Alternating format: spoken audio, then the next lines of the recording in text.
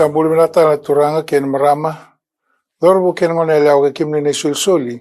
Ni warang tu mai kin no ngau no warau ta ke ngo. Ken ai ulutanga tiko na OTIOTI ni MATANITU ena LEWAI VURAVURA. Ando ulutanga na mbongini koa sa voleka tiko na gauna.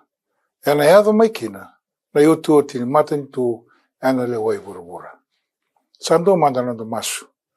Turanga na ne mami kalau unda loloma ke mami wawini binaka wale usara we kimni. Ena tini ngonongo ni rawi kimni mo ni ndolaba indona ngau ni sala wakango. Me ke mami rongo talkina na ndomumni. Msakarena no muni alutamu me tiko wat ke mami. Ena ni mami na rongo na wosa mai wikimni ke msa maso na dai chisu na ne mami turanga ko sa ne mami wagambula. Ameni. Nanda VURAVURA enda intai sa wakatu endo alanga saukuro sa warautu me kadambote. Ena tiki ngonongo mena katamona wakau tikenda lesu talemanda ena ruono undolu na mbaki sa oti. Nanonda tau vitalo no tiko chisu karisto kerto na tisepeli na ulu wano ni be olive. Lani sa boleh ketiko na ngauna merto vital tal kina. Sa vena katiko na turanga me warautu gerito. Merto ngau misala ni be warautu ki veira na kai VURAVURA. Nambaleta na OTIOTI ni MATANITU ena LEWAI VURAVURA. To tiko voli ena uli wanua. Karto warede somutu na walni soro e Jerusalemi. Kabang madala tiko chisu virtu na madi una kena wasi rosanga vulkava ena tikine rua. Tagareda na madi una kena wasi rosanga vulkava ena tikine rua e tiko kina na tikina ngo. Awari takawiki na tikina ngo nona vosa tiko chisu. Awari takatiko virtu na tisepeli. Kaya virtu dosa raida na kakeda ngo. Au sa kaya baka indina vikemdo. Ena senga ni votu e ken watu. E vei tangatangai ena talaraki sombu kedanga. Go na ngau na rto waredi Jerusalemi tukin. Dona koro waka sakiti. Kena rei vilaka. Sanga e wari takatiko chisu verito in dona prophesy. Nina yado in dona ngauna. Ena senga tani in dona watu me la vei tangatangai. Nindu setiko na koro ko Jerusalemi. Vea pakarita tiko chisu verto na tisipeli ne ado na ngauna na rusa kina na koro ko Jerusalemi. E na ngauna wata e tu kina na tau wakana nanu e na vika na ado ki Jerusalemi. E tau taro sara na tisipeli vei chisu e na madi una kena wasi rosanga vulkavana ti kina e tolu. Ni tu kuna viki tau se na ado ni naida na vika ungo. Na chisu e a profesaita ki Jerusalemi tiko ni na rusa. E ado me waka kina. Ni o tinga e wasanga vulu na mbaki ni nona prophesy. E ado me ravakarusa na korma kao ko Jerusalemi go na kai Roma. Kara matatala kina e vunga na kai chu. E na wakasama watinga e asanga i tomana taila ko chisu. Katukuna verito na tikina ngo. E na ngauna rito sawe kila tiu kina na kai na ado me Jerusalemi. Sanga i wukida na vital no chisu karisto membaleta. Na ngauna ena lesu mai kina. Me wakandita ka na prophesy membaleta Jerusalemi. Ka vina katalanga me wakandita ka verto nindu na prophesy e ramba i lewu da kisara. Ena avo. Membaleti VURAVURA. To sanga i loma taru kina na tisepeli we chisu. Madi una kena wasi rosanga vulkavana tikina e tolu. Ka le tina ngo ni tukuna we kito. Sena yado ni neida na we kaungo. Ia kadhava na i wakata kili ni nomuni lago mai. Ke na i wakata OTIOTI ke VURAVURA. Tau mina katamer tau kila na tisepeli. Na dhava na i wakata kila so membaleta na nona lago mai na turango chisu karisto. Sa profesei rao mbeleti Jerusalemi. Ka profesei talanga koe na vika ne ado ki VURAVURA. Kartau kawa i wakaleu na tisepeli na ka ne ado ki VURAVURA. Kartau tarongi chisu tiko se dhava na i wakata kila na ado ni neida na vika ongo. Kene i wakata OTIOTI ke VURAVURA. Sanga i tike vu me wasea. Veira tau na tisepeli ko chisu karisto na i tuku membaleta na vei wakata kila so. Mai matai ni wakata kila e waraita kana turanga. Veira tau na tisepeli ni na tabuki na wano e so. Durang kena merama na dau singa sa ado te VURAVURA ni kua. e rautani 5 na milioni na tamata era via kana tu na vese. Madi una kena wasi rosa kabul kabana tikini bitu kai tu wike na tikini ko. Ena ya tala ngana ndau singa. Goe sona ibakata kilikile wara itaka tiko na turanga. Vertun se peli ni sayado mai na ibakata kilikile ngo ndeu kila ni sa voleka ni lesmai. Dona ibakata kilikile lewa se koya na ndau singa. Na via kana ni tomate VURAVURA dai. Dio ndau rosa kabul kalima le milioni era mode ni kua era mode tu ena via kana. Da reda kina turanga na marama. Na vi prophesy wara takatu mai na turanga virtou le se peli ki kena tanga. Menda kila tu kina na vika ena yado ki VURAVURA. Tabu kini bono eso. Na une. Tarai VURAVURA tiga ndai. E vosa kina ena was ni bola batango tisu karisto virtou le se peli na ngona tu bataronga tu kina. Ena yado ni neida na vika kengo. Kena iboga tau tu ki VURAVURA. Ma di una kena wasi rosa ngabul kabana tikine bitu. Tabu kini bono eso, kena ya sane bunga. Rede tiko na levu ni ve matangali, une sa hava ndai. Ena loma ni tini na ambaki, matai ni tini na ambaki ni karosa vulkando ni century inda sa lago dulumango. E rauta ni ruanan rau tin kabitu na une.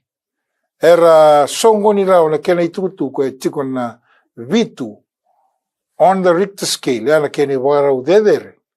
Tarai VURAVURA na loma ni matainga ni tinambaki ni rosa vulkando na century.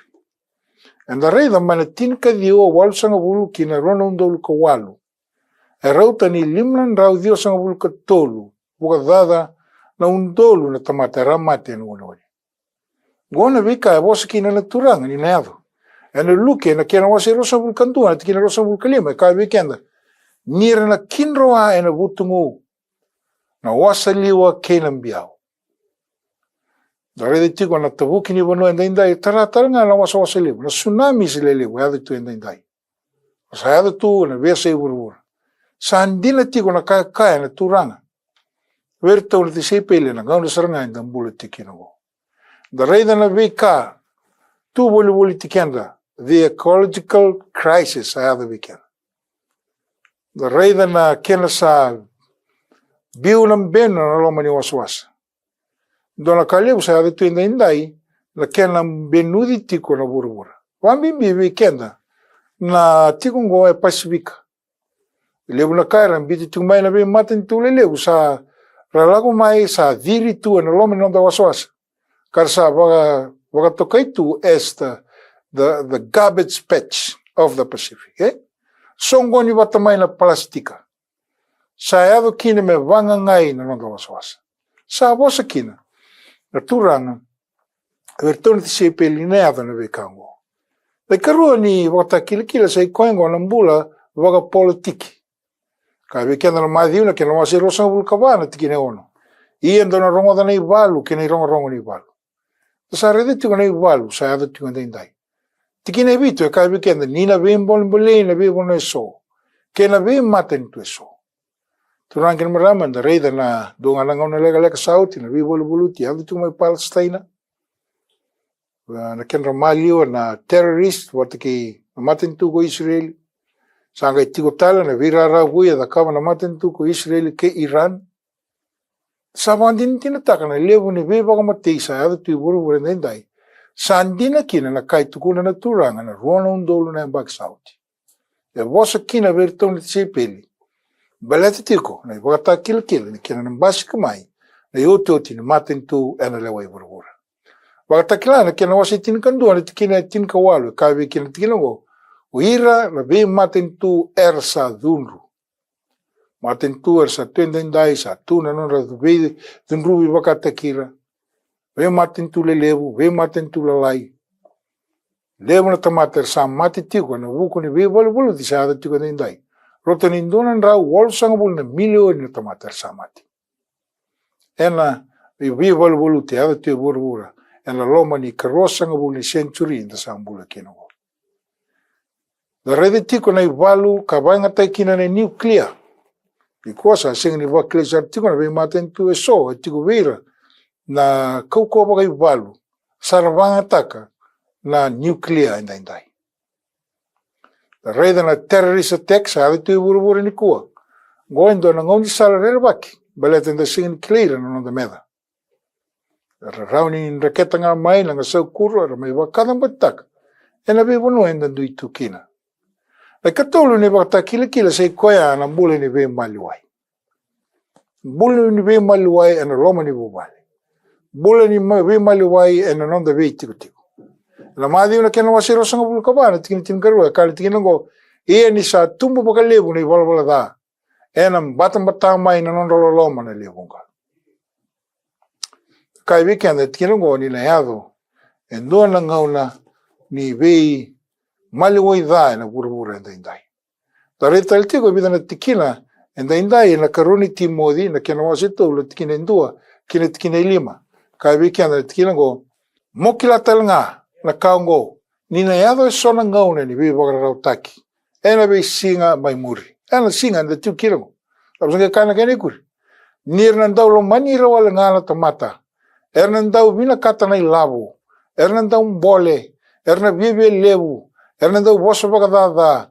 Erna talendende ke vira na nondangasi. Erna senga ni baga vini vinaka. Erna senga ni yalo sabsaba. Kene kuri. Erna dau be soliaki me mate. Erna ganga sondro. Erna yalo lebu. Erna lo mana baga lebu na marau. Ala lo mani koya na kalau baga lai. Sa nondangana lutu baga rai ka senga vira na kenandina. Ia mo lago taini mai veira na vik. Ersa vaka ungo. Turangin mo mango na kaya tiga weekend na wasin kalau. Na ka enan raki ni nondambula ende sa ambula tikina indai. Ena senga na tamata meran dau vaka vilaka. Basika na tamata dau vive lebu. Dau bosa vaka dada. Se koengo na kaya ne ado tiko ni sembera no le sumai na turanga. Lebe koribuli, lebe ngona sa oti, dau reida ni arando tutongi na ngoni buli, ke waka era bosa mai na ngona sembera ndon mera bosa ki. Se era kanandrenga na loma ni klasi. Se era waka sosati na loma ni klasi. Ke na be katale so anda kila ni nda arando endandau dun rubiki na lebe ngona ni buli sa oti. Ni ko sando tani. Reida na be korni buli. Sara wasukai na ngoni kena waingataki na ngoni matenganga. Waingataki na ngoni babalangi. Teenage pregnancy, suicide, rape, robbery, assault. Goso na ka sa vital na taki kasapa kaya dur sa tungan nung dabi korni buli. Kanduin may nakain daw yado tu na bengaw na sa oti. Turangkin maramaya nakasayado tu vuravura. Indai ng bula ni nonda be maluai. Saan dua tani mai. Lai kama ni baka kila sa ikoy na nonda bula wakay labo vuravura. Baka kila na kina wasitin kawal kina tini kina tin kandu e kaya bikin isa na koro lebo ko paplo. Na koro kau koya. E na duambao nga na ya wasanayado na nomunidun rubi.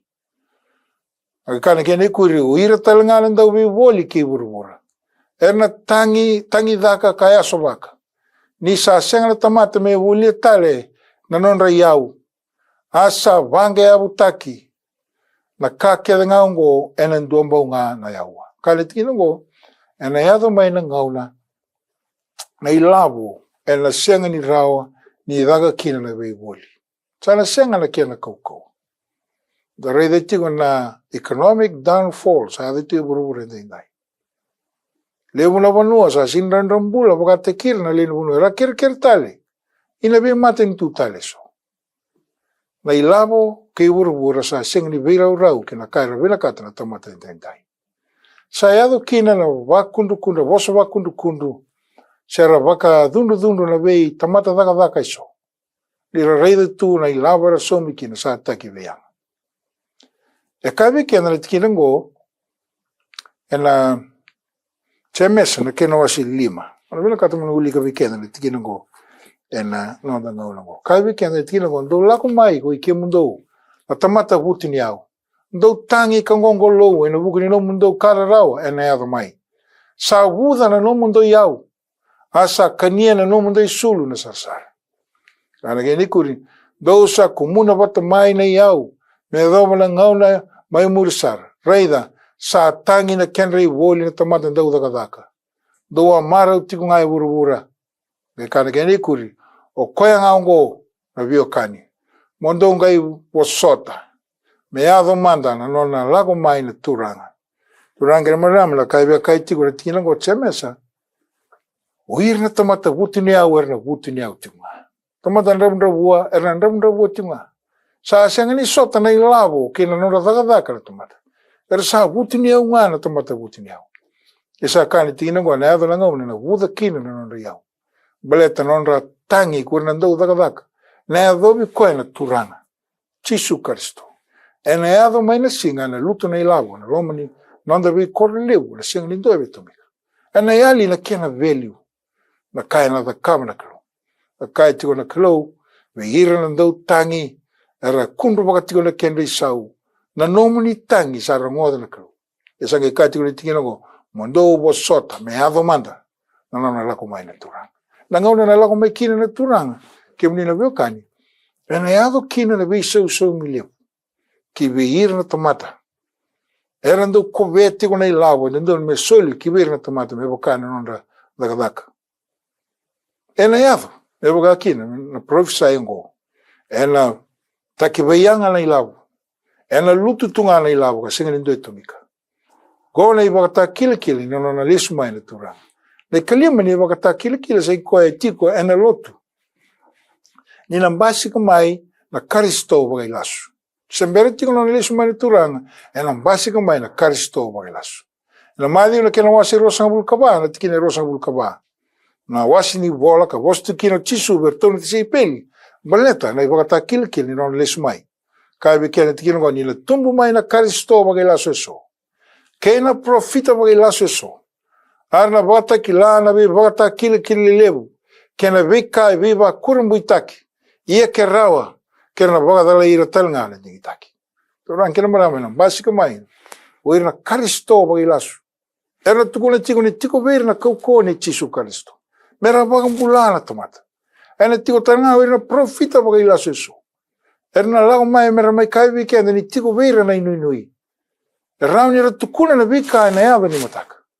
Orang kena marama na profita lebu dua kan don weekend me da nuitaka se koe goira na profita volai tu kenda tu na wasani kalo sa lebu tu na profita so sa ravila koe ki tu ni koa era da kabu tunga merani tau kina na tanga da rei da tiko na profisa i membaleti Nebuchadnezzar ka rei da koe na nona tana sa ya doti sa voti unga na matentu watu Chisu Kristo se koe na matentu na LEWAI VURAVURA.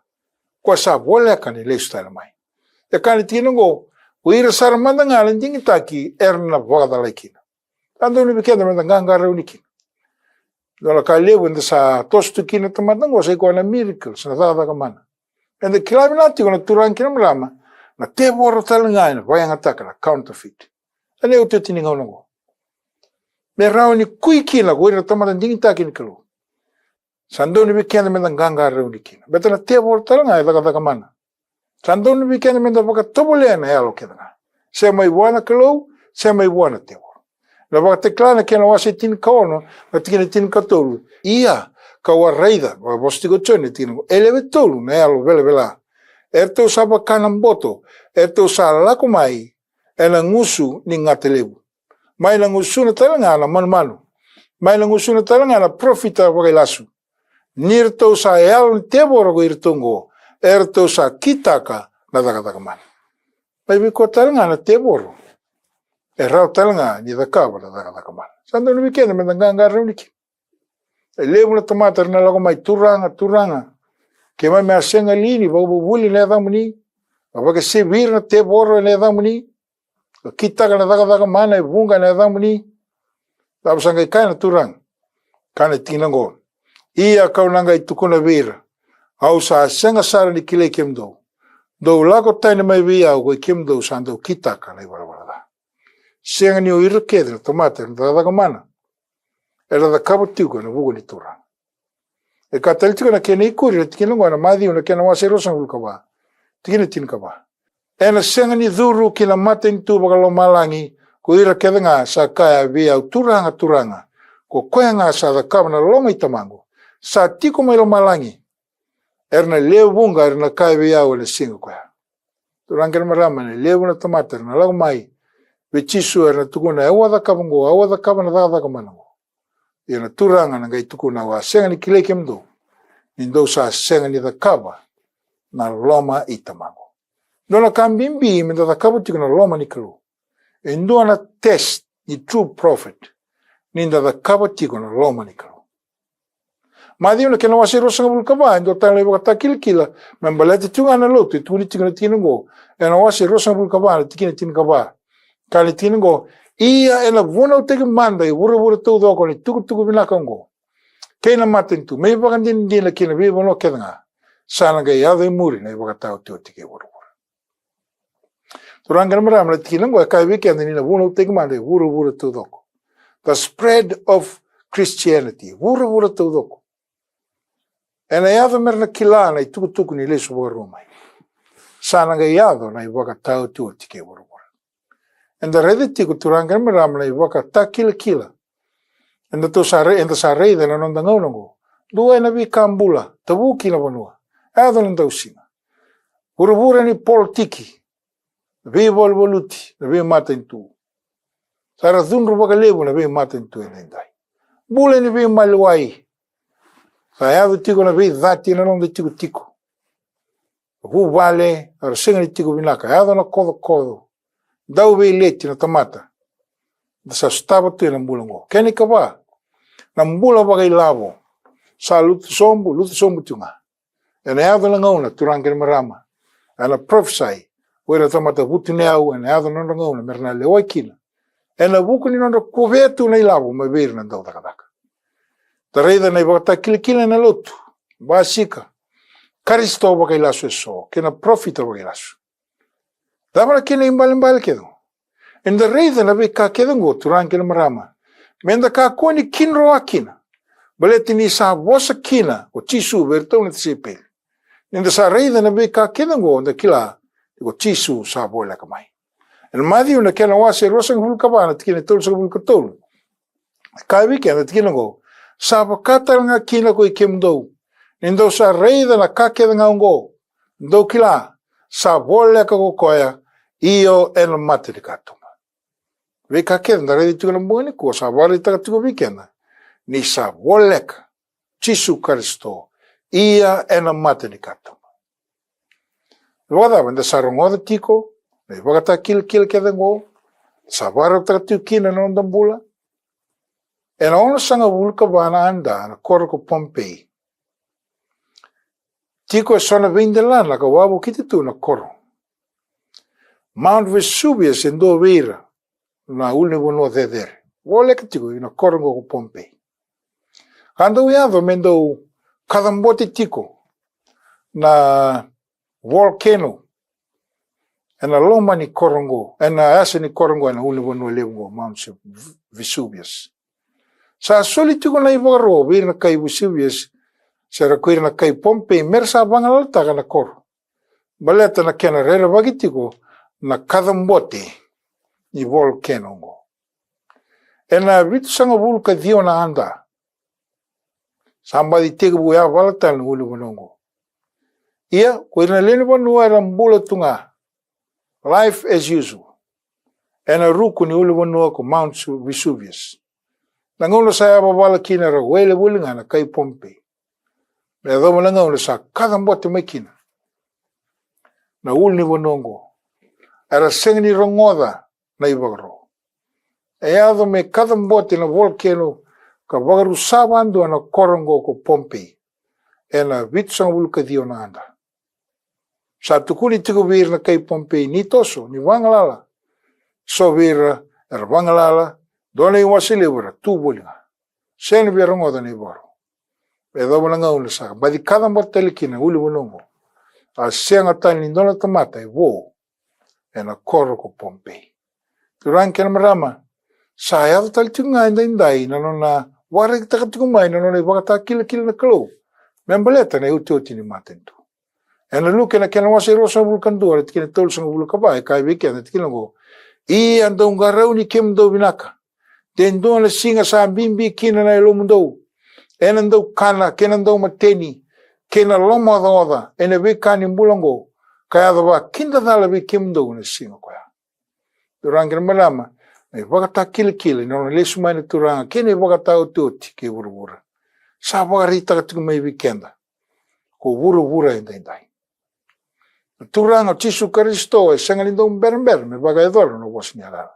Ela karoni pita na kena mas tol tikine diwa kene tikine tine kai weekend sa sanga ni berber na turanga.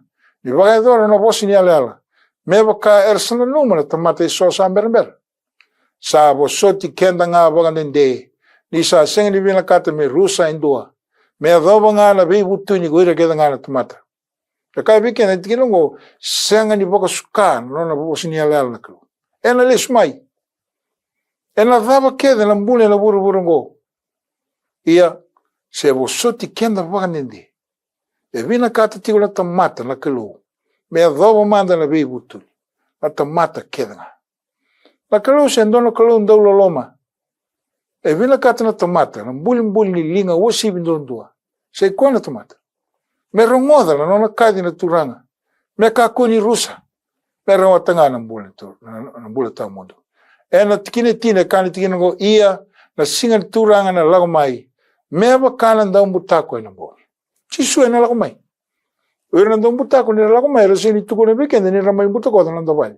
Era lago mai na ndola ngauna nda singa ni kila. Era na lago wa kinda vala nga mai. Ela luke na kena wase rosa vulkandua na tikina rosa nga vulkawalu e kai wiki na tikina go. Ia ni sa baga tege bu meado na vikango. Ndau tadake ka vangal ngali kim do.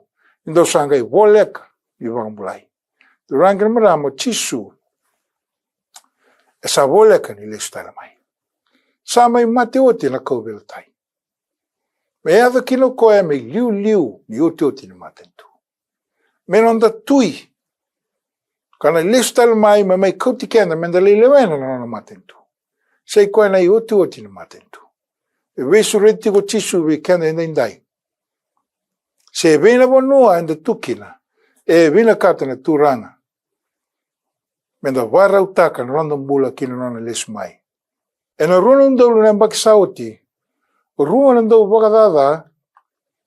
E raua wakaitabi na nona watanaki o Tisu Karisto.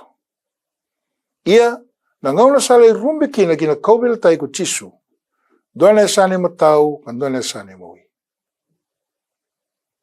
Sa tiko me wakasama, taki koe na turanga i tiko e na sane matau. Wakasama taki Tisu Karisto. O koe ka tiko e na lomandonu. Ni kenro lomandonu na rua na tamata dau wakadadango. Wakasama taki koe na kaeda Kabu koe. E na ngole sa mai tupakando kina, me wosa ki wana marama. Ka kua ni tangi da kiau, tangi da ki ko ngā, ke irna lubemu. E rongoda ke tiku mai, na nono wakamadala turanga ngo. Me doma na ngauna sa lei tu kina na kaubela tai sa rongoda koe, na tu wolika, rumbi tiku na asa i Tisu. I sa rongoda koe na wosa, tukula Tisu, ni woso tira tamangu. Ira sa senga ni kila na kaira kita. Sanga i teke ibu me awalaiti na nono mbula na turanga go. Wakila koe, ndua tani na turanga go. Sanga i teke ibu me kaidi o koe vi Tisu. Turanga. Ninga ina numi au na nomu ni MATANITU. Aga tukona wana turanga. Endai, dorna tiko watakina. Ena nongu MATANITU. O koe na OTIOTI ni MATANITU. E singo ya turanga marama sa leo ni MATANITU kina na Tisu. Sei koe na OTIOTI ni MATANITU na turanga ndau mbasu lawaya. Ni sa rongoda tiko koe na kakede da kabu tiko Tisu. Sanga i wakila koe. Nindondonu wa me mate ka senga ni mate koe tiko elomandou. Sanga i kila koe na ki. Sei koe na turanga o Tisu Karisto ka rumbi tiko na kenrau malio. Tamata ndau wadadango. Sanga i kereo koe.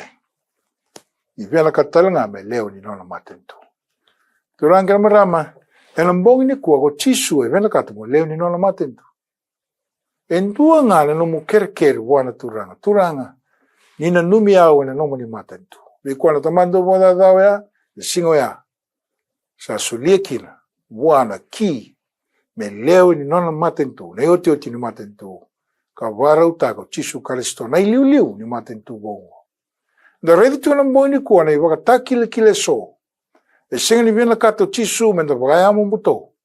E vina kato menda raide tiko na gauna. Menda kila ni sa voleka ko chisu. Ia ena matani katoma. Dona da masutura hana ni mami kalou. Ke mami ngandreba me ke mami wakata iko ena tamata da basu lao ya. Me ke mami wakareida na mbula ni chisu.